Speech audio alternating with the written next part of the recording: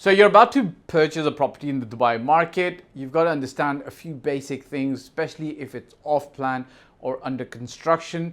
The Dubai government's placed a lot of regulation in place to protect the end investor. So just make sure you're doing a little bit of your homework to make sure you're investing correctly.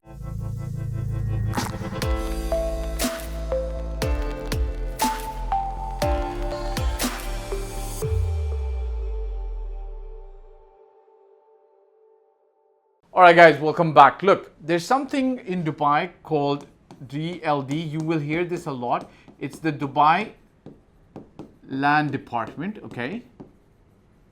And under the Dubai Land Department is RERA. This is the regulatory body, okay? Real Estate Regulatory Agency, okay? What you've got to understand that RERA, to protect and guide all investors, has a official application for the iPhone and Android called REST, okay? R-E-S-T, REST app. I think it's real estate. I don't remember what this stands for, but look, it's the go-to app for you to be able to understand when you're buying an offline property and get more details on a particular developer, okay? So I'm going to give you the official and I'm going to give you the anecdotal version, okay? Both that you should be looking at, okay? So number one, you're going to see the developer name, okay? Something you've got to know about is the project name sometimes, just so you get familiarity with. When you go to search in that app, you can search for project, okay? Project, just play around in the app. I'm not going to show you how to do it, but there's a lot of features you can play around in the app. It says search for project status. And when you're searching for project status, you'll be able to easily identify that your project that you're looking information for. Just remember this, that a developer might market a project with a little slight different name. Like there might be a 5-star branded name attached to the project that might not be registered in the land department sometimes, or it might be with the same name. So just understand the actual name that it's registered with, because sometimes the brand name might be different from the registered name. So once you see the name, you can see the developer, you can see the start date, you can see the start date, and you can see the estimated completion date, okay?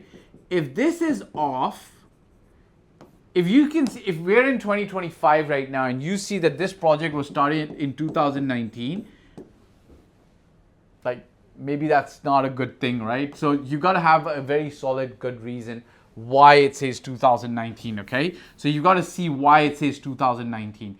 Then the completion date, if it says 2027, and if the project started more recently, then you're like, okay, this makes more sense, right? You can also verify the escrow account, okay? This is where you should be paying all the money, okay? Last but not the least, I'm going to tell you that this might sound anecdotal, but it's not. If a developer's delivered some projects, go to Google and check the reviews, right? It's like, I hope I'm not really giving you advice that doesn't go beyond common sense, but if you were buying anything on any of the websites, like, the top websites that sell things, merchandise on a daily basis, right? I got to be careful not taking them names. You will always check reviews of customers who've bought from those websites, right? Especially these aggregator websites where, a lot of individual merchants sell their wares. You'll always check the review of that particular product or that particular thing that is being sold and so on and so forth, right? You'll do that, right? Just do the same with this, right? And see how people have spoken about their time living there. Ignore the people who are complaining about things that don't make any sense. Like, for instance, if somebody says, I came in today and the security guard was rude. Okay, so you can ignore this because it could be one person and it could be one person from the security guard who was rude. Ignore this. But people who say, like, if the reviews say the building has cockroaches, if the building has poor quality, even the reviews, you've got to read and critically analyze them, okay? So, like, I'm not saying if you find a bad review, it's completely bad. No, nobody gets a 5-star review on everything. Like, you can pick the top developer in Dubai and you can see that even the top most famous, most commonly known names might have some reviews that might not be glowing, right? So don't look at that, okay?